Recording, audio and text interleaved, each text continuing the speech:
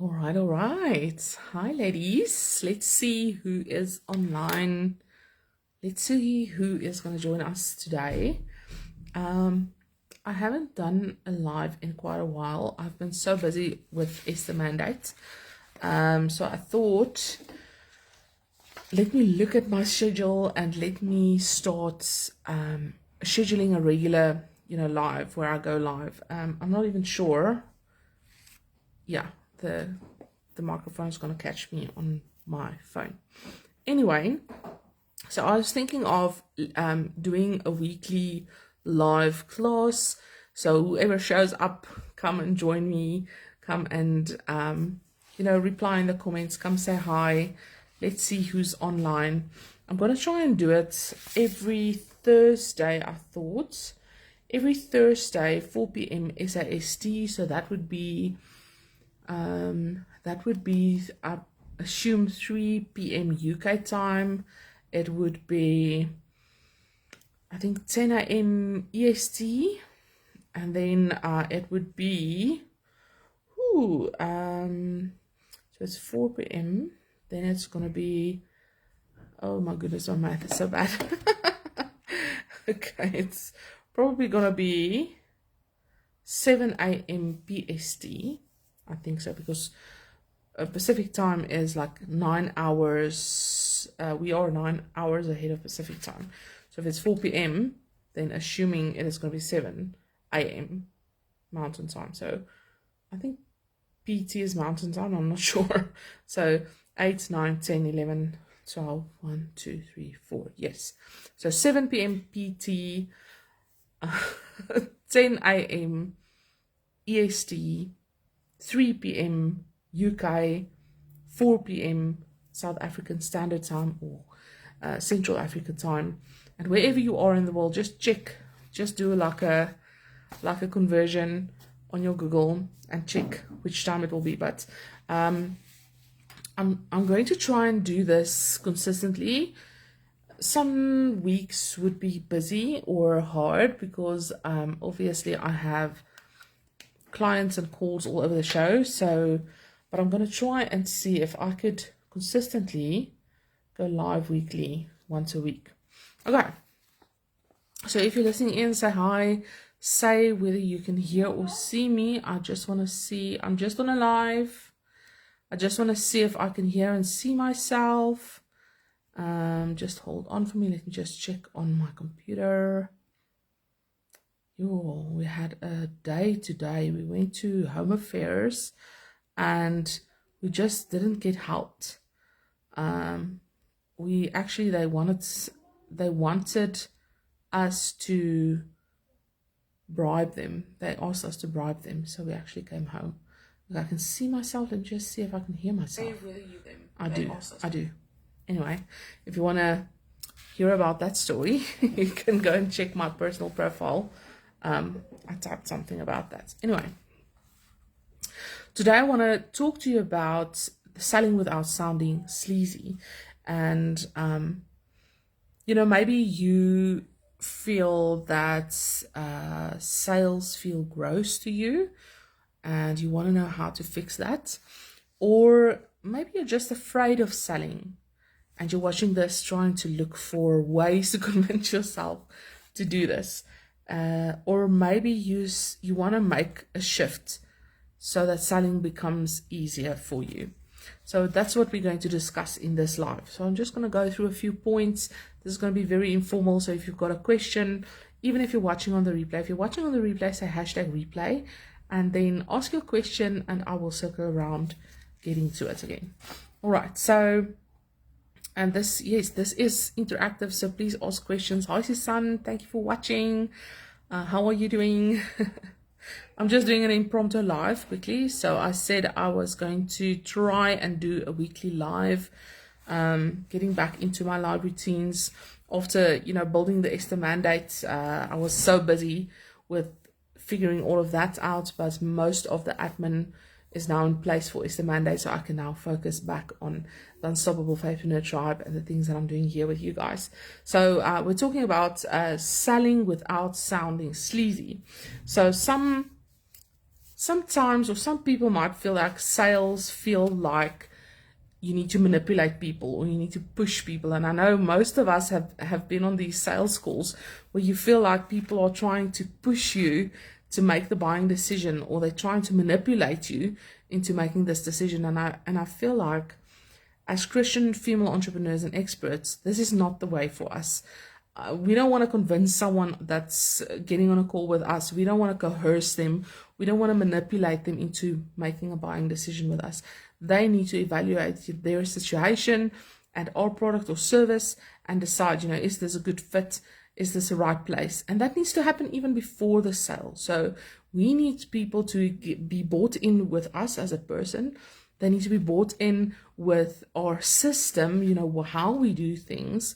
And they need to know, are they the right fit? Is this the right container for me? We are not getting on a sales conversation trying to convince people. Hi, Karen. Thank you for watching. So we're just discussing sales, selling without sounding sleazy.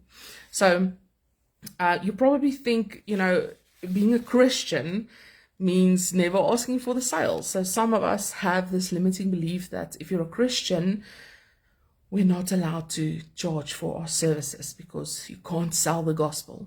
And what I'm saying is we're not selling the gospel. We are selling our expertise, and we are selling it from a faith-based perspective. But we're not selling the gospel. We are selling our expertise. We are selling the lessons God has taught us. We are selling our professional and personal experiences and what we know, and all the things that we've been through, the lessons, all these things. That's what we're creating when we're creating a product that's based on our expertise. So yes, we can ask for money and we can sell. So, all right. So what if, that's what I want to say is, if you feel like sales is gross, you feel like you don't want to be manipulative or pushy on a sales call, you feel like, I can't sell because I'm a Christian, I just want to challenge you with this thought. What if your offer is the answer to someone else's prayer? What if they've been praying to God for a solution that they can't find anywhere, that they are crying themselves to sleep at night, and you are sitting on your hands because you're afraid to make a sales call, or you're afraid to do a consultation with somebody and ask about what is their needs, uncovering their needs before you make an offer. You haven't even spent time maybe nurturing this person, finding out whether you're a good fit, qualifying this person, finding out what could be objections to the sale for this person, what could be standing in the way, what are these obstacles that are standing in the way of your person reaching their promised land. And without all of these things, without qualification, without uncovering their needs, doing a basic gap assessment where you say, where is this client now?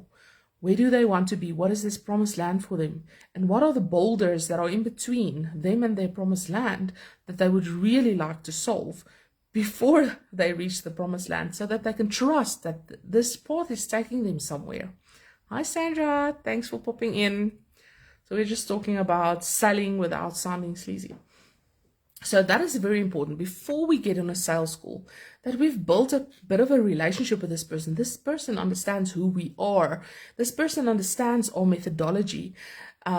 We've uncovered their needs. We've qualified them already. We've nurtured them. We've built a trust relationship. And then, and only then, when you've nurtured somebody, you've built a relationship built on trust, then we can make an offer, not before that. Because before that, people are skeptical, and we are in a trust recession right now where people are weary of trusting people online. They don't know you. They don't know if you're going to scam them out of their money. So you need to show up being someone that they can trust, someone that understands them, someone that talks about their pain point in a way that they can't even communicate it, that shows that you understand them and their problems and the things that they need better than they can even articulate it themselves, right? That is what builds trust. So what if your offer is someone else's answer to their prayer? So that is like Just think about someone in the desert and they're so dry and their mouth is dry and their lips are cracked. And you've got this picture of ice cold water, but you're refusing to give it to them. That's the same as withholding your offer from someone that really needs it, that's been praying for the solution, but you feel scared or you're intimidated by, doing a sales conversation with somebody. Stop that. God hasn't called us to be scared and afraid. Hi, Meg. Thank you for watching. God didn't call us to be afraid. You know that do not fear comes up 365 times in scripture. Do not be afraid. Don't fear. Talk to people and have a normal conversation around what do they need? What can you provide? Is there a gap? Is there something in between? Is there something in the way? Can you remove obstacles along the way of them getting to their promised land? Right? What if you sit here and you say, Jonna, but I'm so scared of, I'm actually afraid of selling. I'm scared that people will judge me for my price or will judge me around what I do or how I do it. I'm scared to call myself a coach on my Facebook. I'm scared to offer a sales conversation because to me it feels like if I get in the DM with someone and I ask them for a sale, it feels like I'm taking from them. I'm making an emotional withdrawal. But what I want to say is if you're doing it right, remember we talked about qualifying them. We talked about uncovering their needs. What is this gap between where they are now, where they're going? What is in between? All these obstacles. If we serve them well, if they understand and know us as a person, if we've laid down, if we rolled down the window of the Lamborghini or the limousine and people can get a bit of a glimpse of who we are as a person, if we've served them well, then sales is done right. Then sales is then serving, because you're serving someone, and all the sale is doing, it is protecting your time. It's creating a boundary around yourself that you say, I want to help everybody, but I cannot help everybody because I only have 24 hours in a day. I still have a family, I still have a budget, I still have expenses, I still have lots of things. So I'm creating a boundary around me so that when people really want to work with me, they can. But it qualifies people. So the people that can pay for your time, they get to be the closest to you. They get your time. Not the people that are just lurking or people that just wants to, they just want the free things. They just want to show up for all the free things. They just want the free conversations. They want to borrow your time, or they say, can you lend me your ear? Can you give me advice? Can you just do something for me? No, my time is reserved for people who pay for it, because I want to spend quality time with these people. I want to spend quality time getting them the transformation. And if I want to focus on my clients who are actually paying me for the transformation, I cannot be focused on everybody that wants the freebies, just the freebies. And yes, that is the nurture piece of it. We need to nurture people so that they can make an informed decision whether they want to buy from us. But we cannot open the gates and just say, I'm free for everybody. I've got 4,000 people following me on Facebook. If I just said, okay, I'll help everybody free, no problem. Do you think I'll ever have time for myself or my family? Do you think I'll ever have money to pay my expenses? There's lots of expenses with a business, and we have to pay people that work for us, and we have to pay our tech, and we have to pay our Zoom and Canva and whatever, ChatGPT, these expenses that we're having, our course sites, all these things. So we have to put a boundary line in between the people that are really committed and they're pulling up a seat and they're investing in their transformation. Because again, people who pay, pay attention. If you paid $7,500 for a course, hopefully you're going to decide to show up for the coaching calls. You're going to do the homework. You're going to put in the work. But if you paid $27 for it, it's easy to skip it. It's easy to say, oh no, my priorities today is something different. I want to do something else today. It's easy then, because you're not losing much if you skip out on it.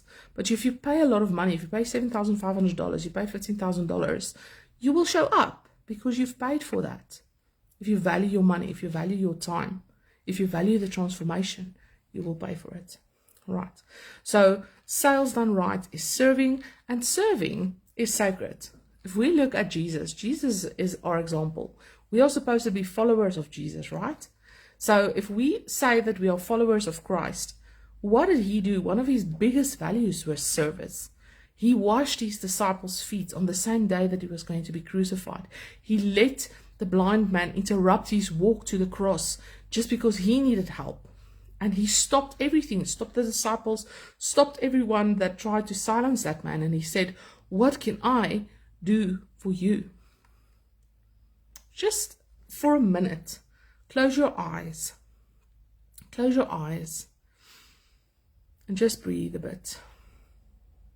Take a deep breath in. And a deep breath out. And just visualize, or just hold your hands out like you're going to receive something. And just visualize Jesus standing in front of you, saying, Meg, Sandra, Corin, what do you want me to do for you?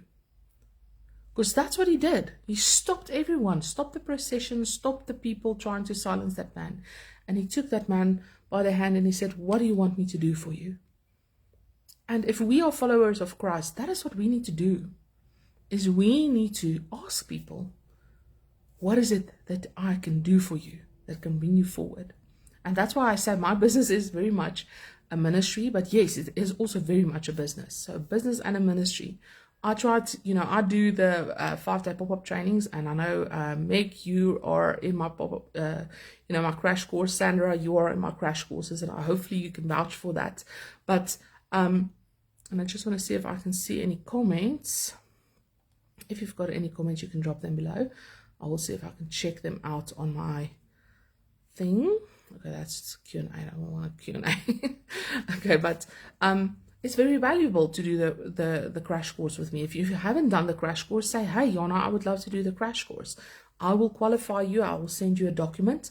I will ask you some questions. And if you're a fit, we do 5 days, one-on-one, me and you, and I see how I can get you forward in your business.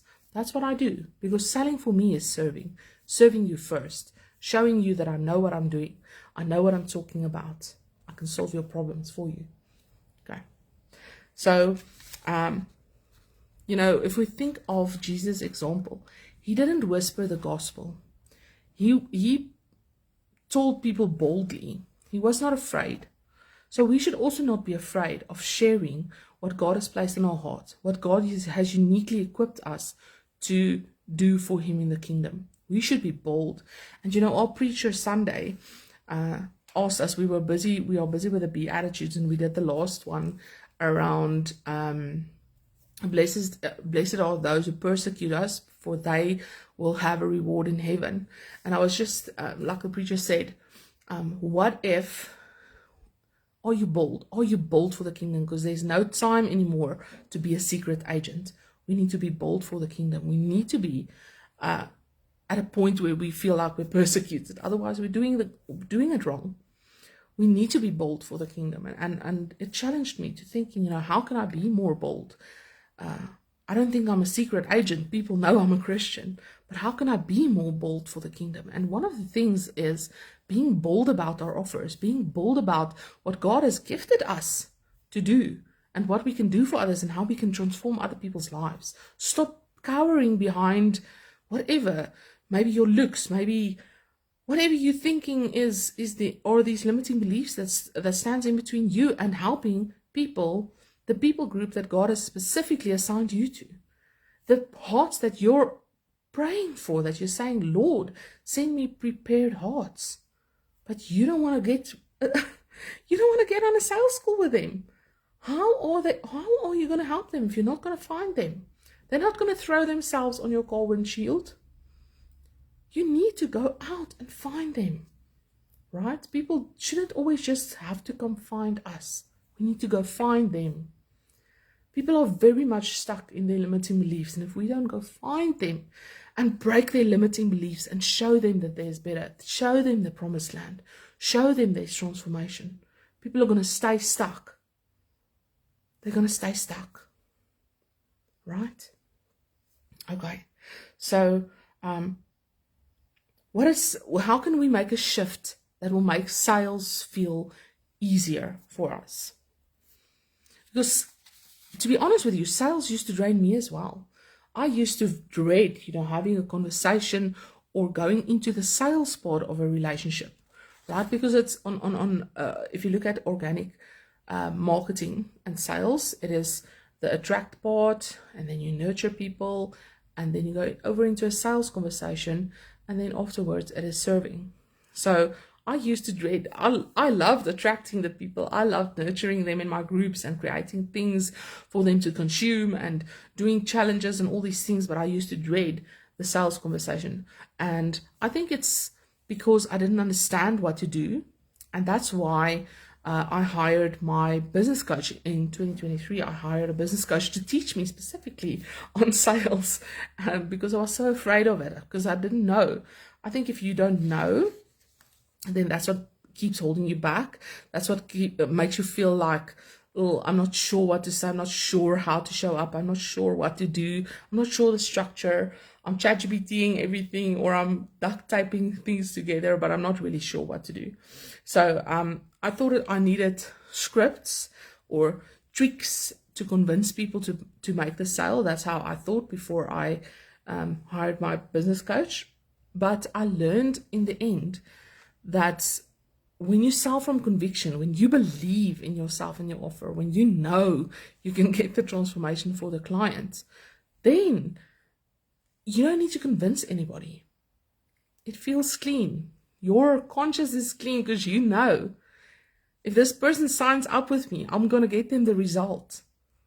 Because I know I've been doing it with many clients. We've been doing it cohort after cohort, right? I'm Monique. Thank you for watching. How do you get more conviction in yourself and in your offer if you're maybe just brand new and you haven't done it before? By helping people for free.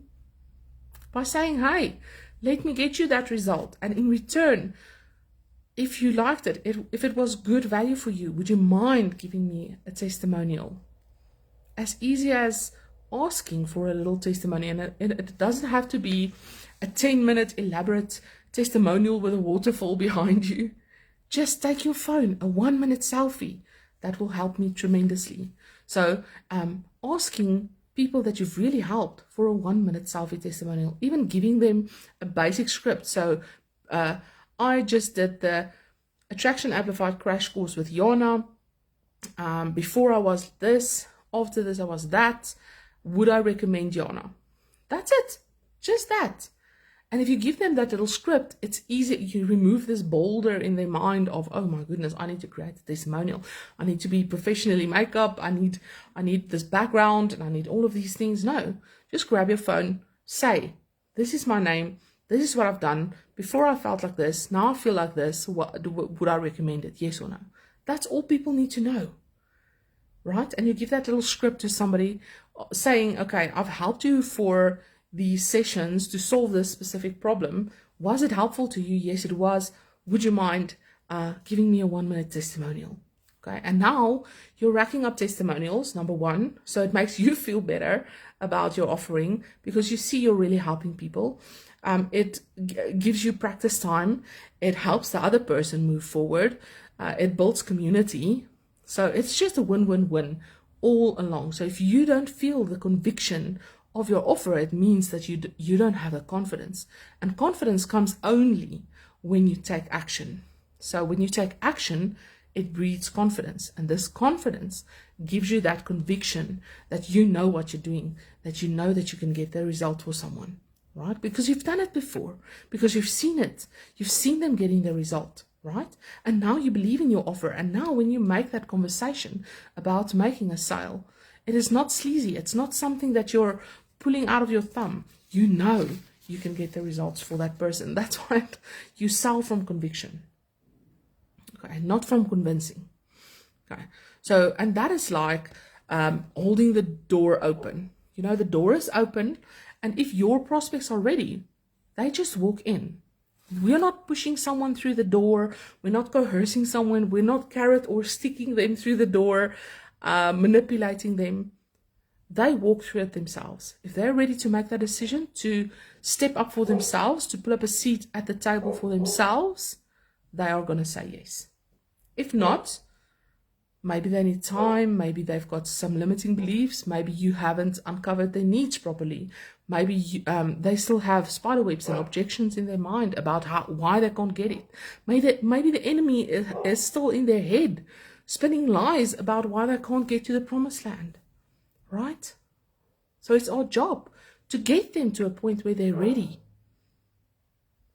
to buy, where they're ready to take that step, to pull up a seat, to really be convicted, to say, I'm putting skin in the game because I want the result. I really want it. And I'm going to show up for it. And I'm going to do the work. And I'm going to trust myself to get the result. I'm not going to say to the coach, oh, I'm going to pay you and then you get me the result. Because that is like getting a gym membership, but you don't do the push-ups. You don't do the sit-ups. You expect to get a six-pack, but you just have the gym membership. No, you got to show up. You have to do the work, right? As a coach, as a mentor, I can give you the plan. I can show you the steps. I can help you bust limiting beliefs. I can give you accountability. I can give you support. But you need to show up and you need to do the work, right? To get the result.